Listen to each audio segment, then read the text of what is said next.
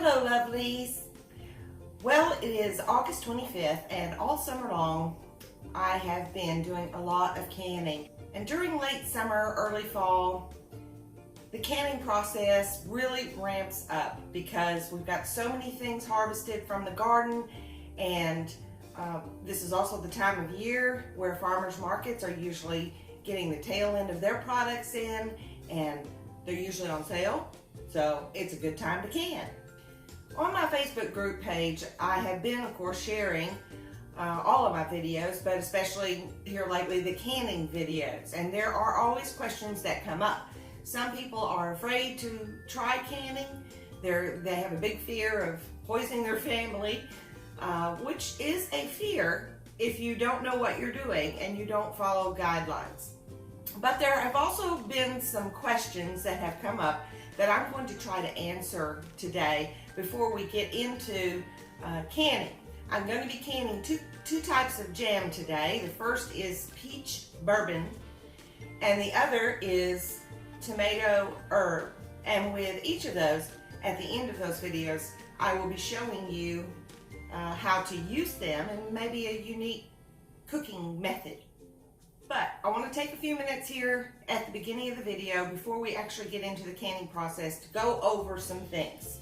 Number one, before you start canning, you need to get yourself some good books.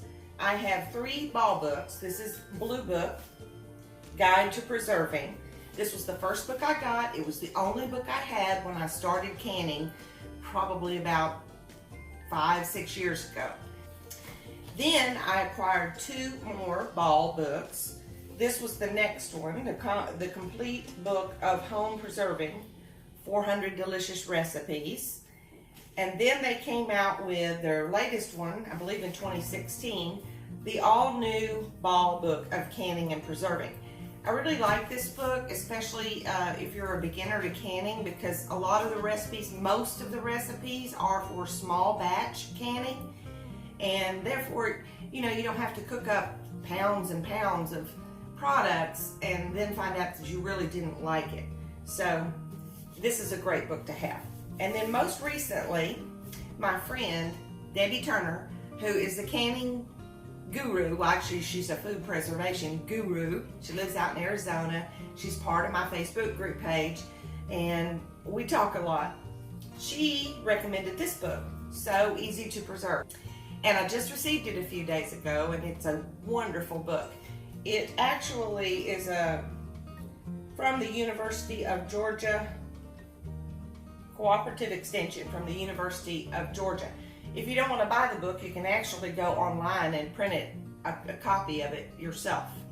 Canning is a process where foods are placed in jars and heated to a temperature where it's going to kill microorganisms and inactivate enzymes that are naturally in the food. The heating and later cooling is going to create a vacuum seal, and it's the seal that further protects the food inside your jar from getting recontaminated by growing microorganisms. Acidic foods such as fruits and tomatoes, for example, can be canned in a water bath canner. Low acid foods have to be canned in a pressure canner, low acid and meats.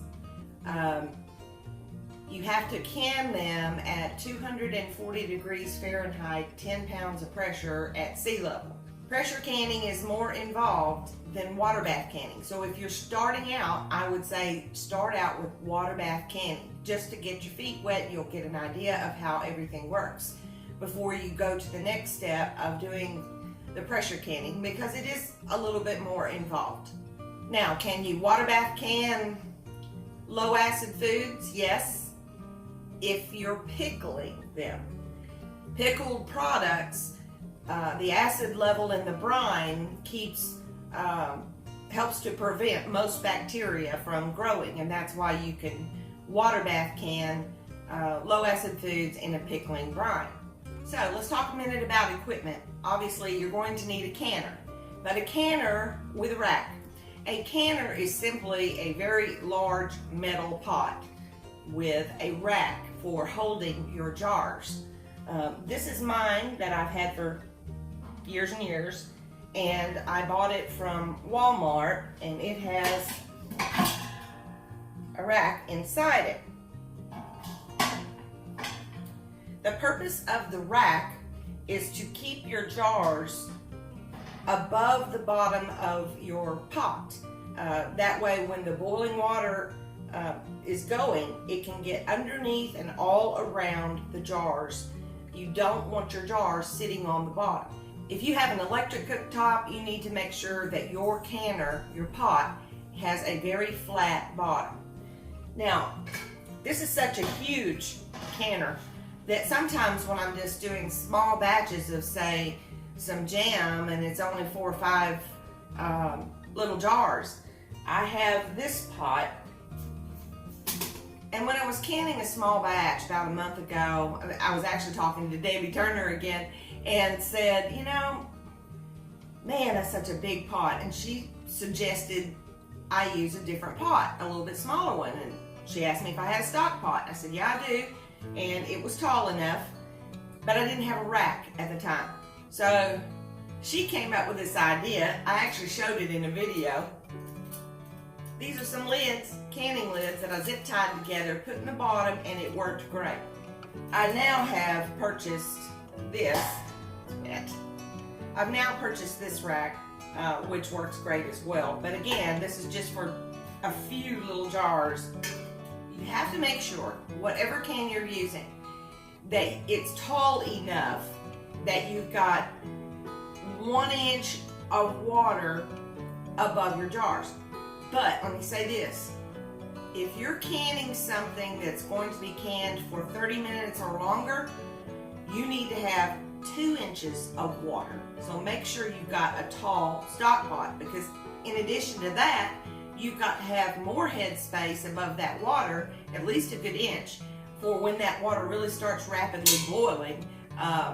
You don't want it to be boiling out over the top. The other thing about your canner is you need to make sure that it is not any wider in diameter than 4 inches of the burner on your stove. I use the biggest burner that I have, and so even though this is a huge canner, it's not more than 4 inches than that flame coming out. Why is that the case? Because you need to make sure that every jar gets that same amount of heat, and therefore it's going to be fully processed. Remember, the whole thing about canning is bringing that temperature up and processing for the length of time that the recipe says, and then you know that you've got a safe canning job. So here's a little diagram that I thought was really cool out of this latest book that I have.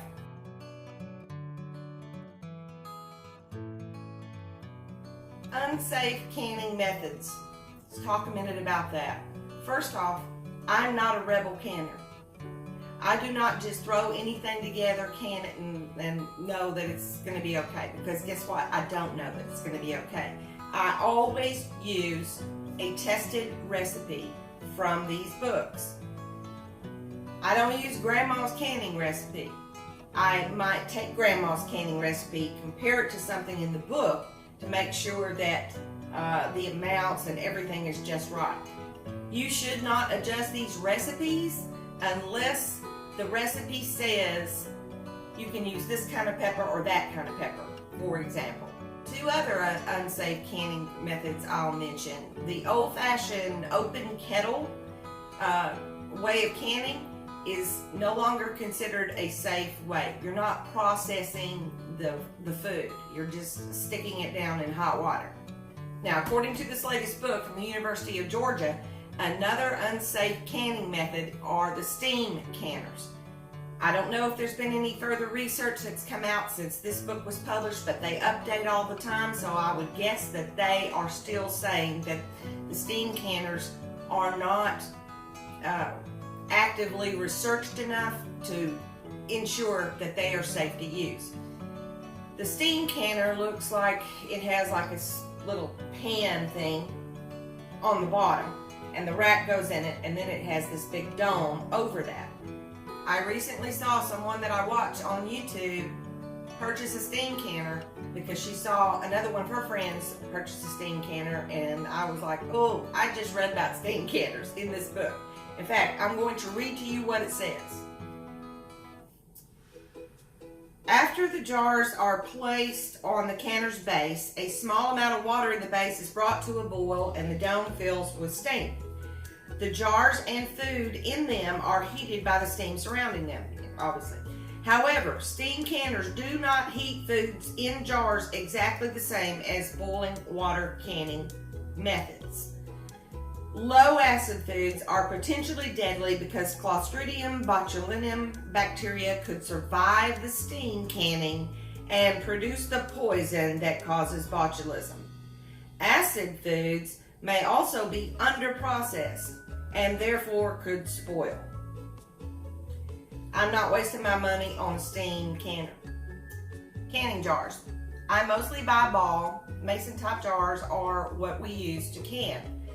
Now, they come in a variety of sizes, from the little bitty ones that are about yay tall. I think there's only maybe 4 ounces.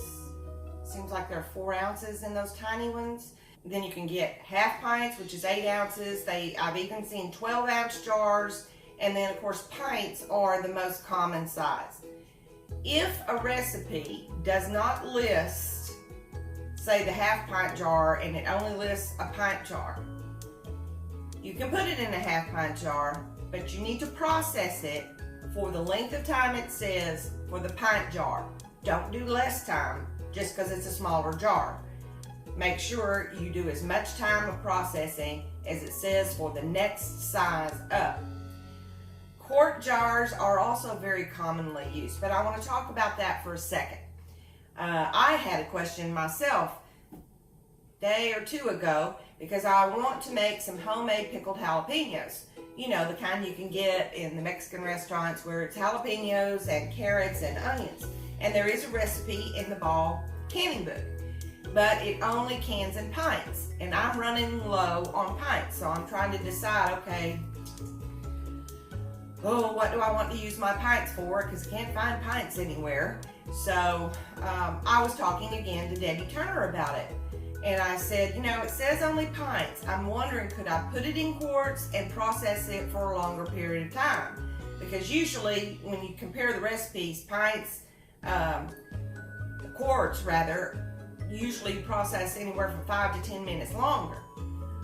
But I was worried about doing that because, number one, it's not listed in the recipe, and number two, carrots and onions are low acid. So even though there's going to be a pickling brine in it, you have to be careful. So I called Debbie and talked to her, and she actually called Ball and asked, because I told her it was a Ball recipe, and the Ball people said, no, if it doesn't say quart, you cannot use quarts. You cannot use anything larger. You can use something smaller, but not something larger than the maximum jar size that is recommended. So there's another answer. Another question came up when we were canning Rotel. And actually Debbie was canning her Rotel and I was canning my Rotel. We both canned our Rotel. And then I got to thinking, because I had read on another Facebook group page, canning group that I'm a member of, that the admin there said you have to peel your tomatoes. You cannot use tomato skins in your product, in your canning product. And I thought, that can't be right, because there are a lot of recipes in here that aren't peeled.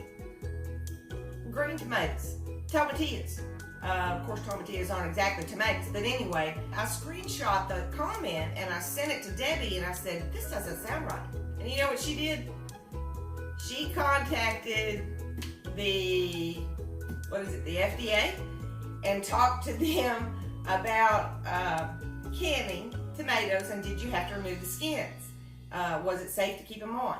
And the woman there said, absolutely safe. The key is to process the length of time that it says for your elevation. So that's the next thing I want to talk about, is your elevation. Now, all of the books are going to talk about elevation. But this book has a nice little chart here, which I'm going to throw up on the screen and talk to you about why elevation is important. So let's look at this chart. Barometric pressure is reduced at high altitudes, and that's going to affect the temperature at which water boils.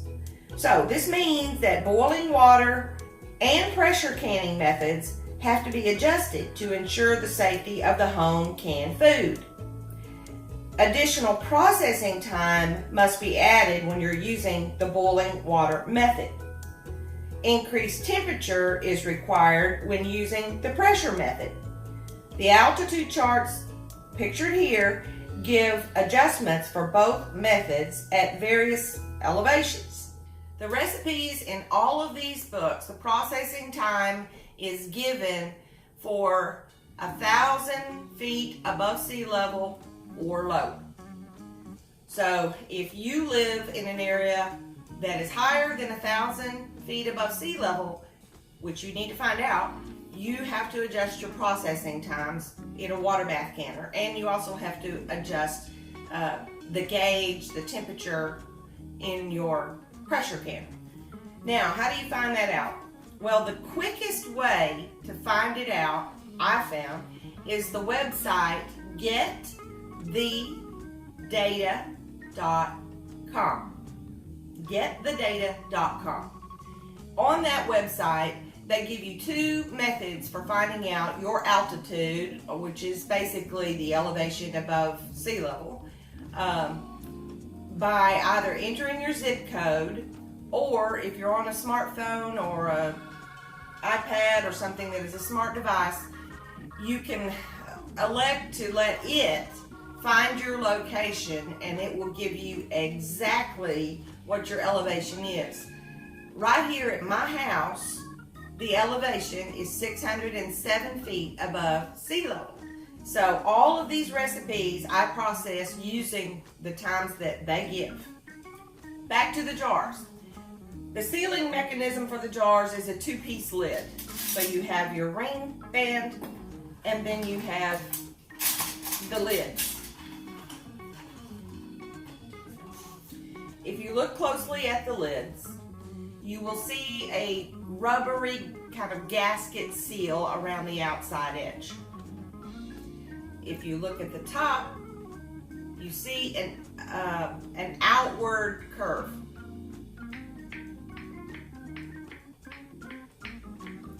That is a good lid. It has not been processed.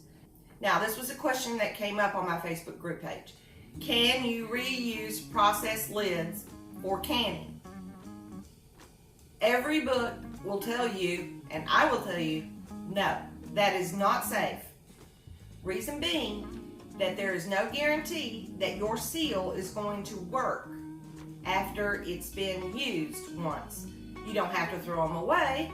You can use them to store something else. Let's say you're doing refrigerator pickled things, or you're fermenting vegetables, and after they're fermented, you're putting them in the refrigerator. You can use a processed lid at that point in time because you're not canning it. A lot of people use mason jars and these lids to store items. So obviously, in that case, you don't have to have a brand new lid to do so. The only time that I've seen where you can reuse these lids is when, for example, I've dehydrated products, put them in the mason jar, and I always use an oxygen absorber in those too.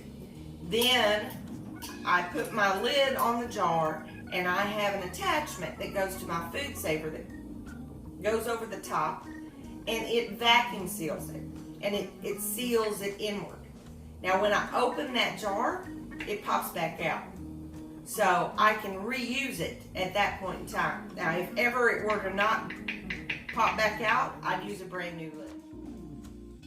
Now, if you didn't know, there are reusable canning lids. Tatler, I believe, was the first company that ever made them, and they're fairly expensive. But Harvest Guard also has these reusable canning lids. They're indefinitely reusable. and they're safe for water bath or pressure canning methods. The Harvest Guards are made in the USA, actually by a U.S. veteran. So I am going to be, actually, I have already ordered some Harvest Guard lids. With the shortage right now, I guess because of COVID, it's very hard to find the regular canning lids. So I'm going to invest in the reusables, and then I'll do a video because it's a little different about how you process it versus the regular metal lids. The rings you can use again and again and again, except I will say this: if they get rust on them or they're bent, you need to throw them out. You don't want rust in your food. Proper cleaning of all of these things is very important. In fact, at the end of this video, I'm going to show you exactly how I clean my jars and when I do that. I do not store my canned food with the rings on them. And the reason is because if this is holding down that lid and you don't have a really good seal, you might think you do, but you don't, that can keep that lid on your jar, but still air could be coming in. If your seal is broken, air could be coming in and then you're getting contaminated food.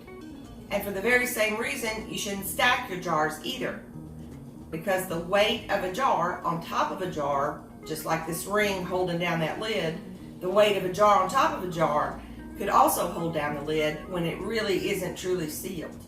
One other thing I wanted to mention about these jar lids, and Ball remade these a while back, but these are all the Sure type lids. And if you look at the directions, it tells you here, lids are for one-time use only. Wash lids in hot soapy water, rinse well, set aside until ready for use. You don't have to boil your lids anymore. In fact, you really don't want to boil them because you don't want to disrupt that seal before it's in its canning process. So I wash mine and then I put really, really hot water over the top of them and have them in a little pan right there handy when I'm canning. Don't boil them. Some other utensils you really need to have before you start canning. This one is the most important in my mind. It is a jar lifter. And when you use your jar lifter, it goes right around the band of the jar, like such.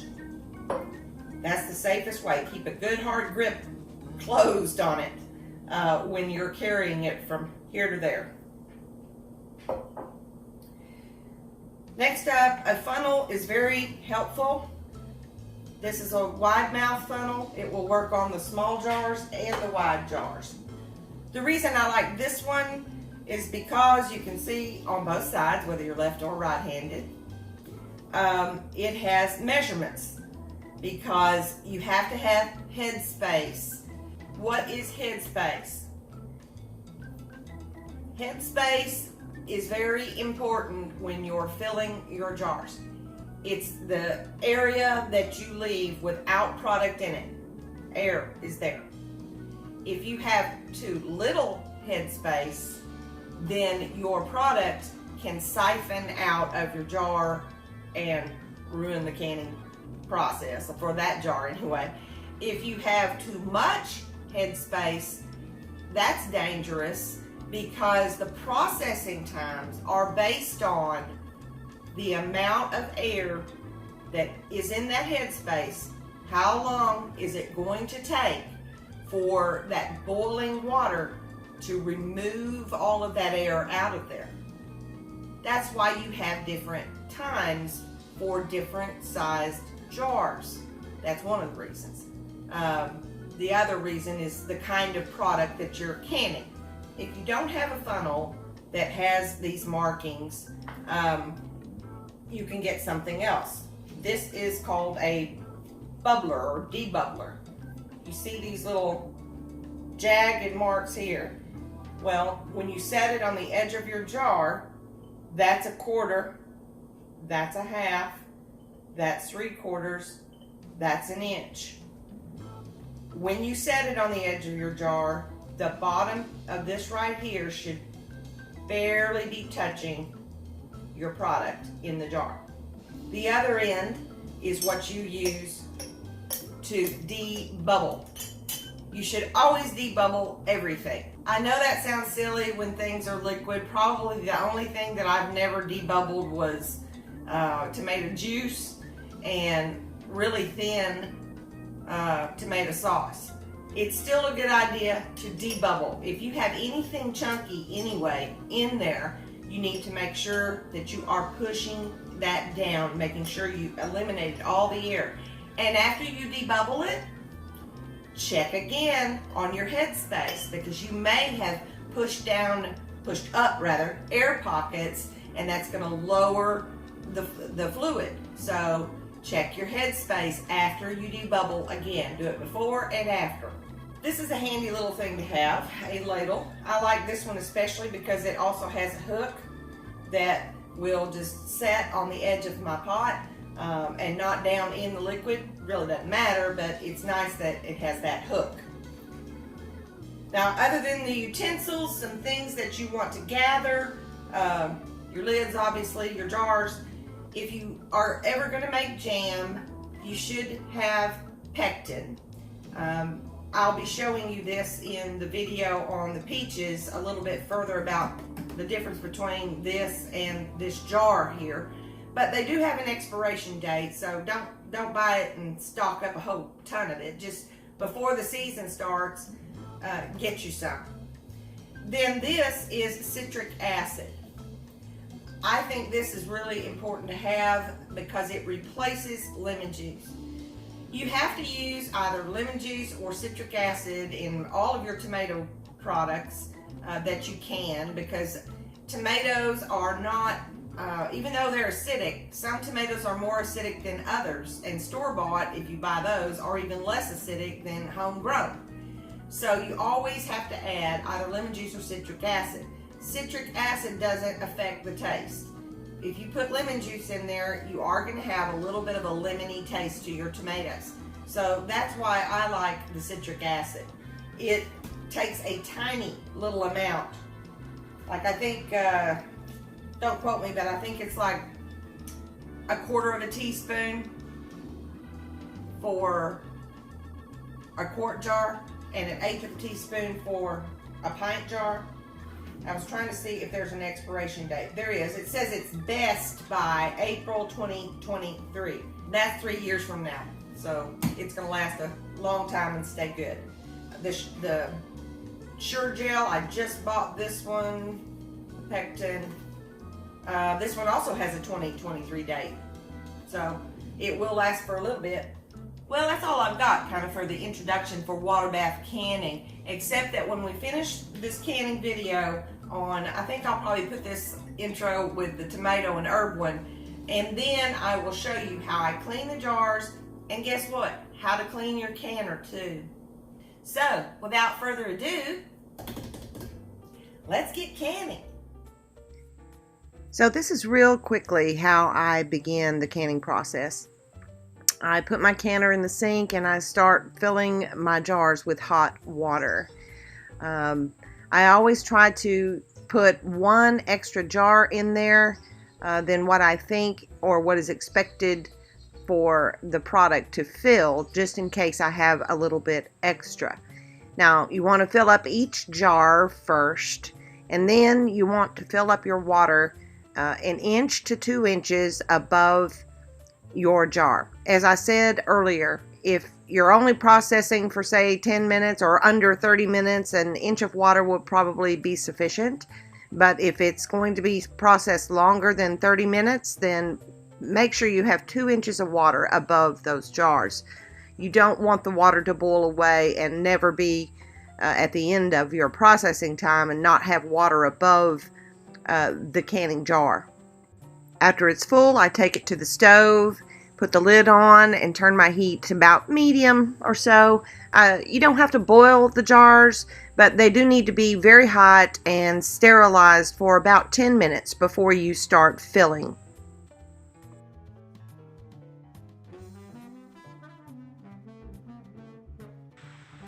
Working with one jar at a time, I take it out of the canner, and now I'm going to fill it using the funnel up to 1/4 of an inch for this particular recipe. This is the tomato herb jam. If you want to see how I made the actual jam and the full-blown recipe, that will be the next video. This is really more for just explanation of the canning process, so I'm abbreviating it. First, I am going to debubble. I already know my measurement because using my funnel with the measurements on the side, I could tell that I'm pretty close to 1/4 inch. But I am checking here after I've debubbled. Now you wipe the rim with a paper towel that has been dipped in vinegar. You need to make sure your paper towel is clean. Keep folding it or get a new one as you're going through wiping the jars. Put your hot lid on and the band, and in the canner it goes. And repeat.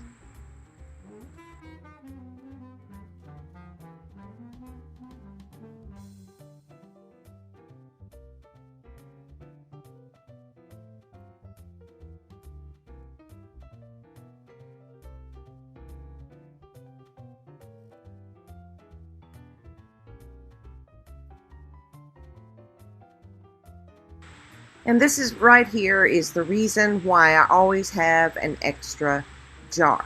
I don't have enough left to fill a whole can, so the rest of my product is going into this clean jar, and it will, after it cools on the counter, I will put it in the refrigerator, and you need to use it up within 24-48 hours. Or you can freeze it.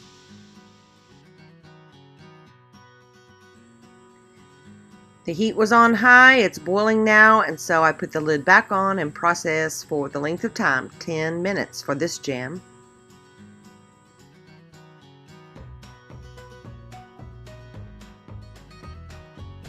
After you've removed your lid, you need to let them sit for 5 minutes to acclimate a little bit more, cool off a little bit more, because you don't want to just pull them right out, because then you could cause siphoning of your product out of the jar because of the drastic change in temperature. And when you take them out, you want to take them out straight up. There is going to be water on the top of the ring, but don't tilt it. Just carefully take it over to your towel covered surface or some kind of mat that you have to set it on. Between 12 and 24 hours after you have canned your products, it's time for you to check the seals and also to wash your jars. I fill my sink about an inch and a half full with some hot water, some Blue Dawn soap, and some vinegar. Separate your bands from your lids and really rub the inside of that band carefully. Check it to make sure you've gotten all the gooey off. On the jars, I wash the lid really well first, and then I wipe very aggressively around just below the lid where all the little ridges are, because especially with jams, anything that can get really sticky, can get hard to get off. So you need to make sure that you wash it very, very thoroughly, and the bottom of your jar too.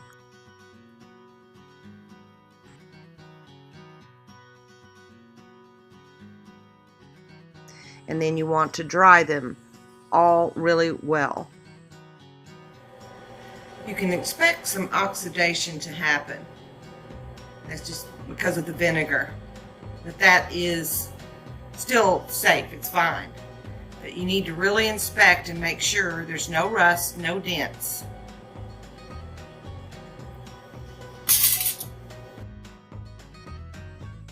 And now it's time to label. I always label right on top of the lid. I'm not going to be reusing it anyway, and that's where I put what I have canned and the date. And another little helpful tip, I put a jar kind of under the palm of my hand. It just kind of helps stabilize when I'm writing up in the air.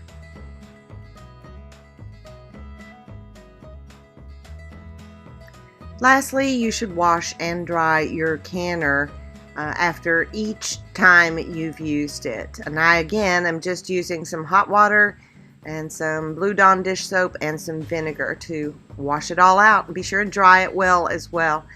And you know, if you're going to store your canner for a while, you can absorb a little bit of maybe the smells that might be left over with some crumpled up newspaper or even just paper towels in the bottom of your canner.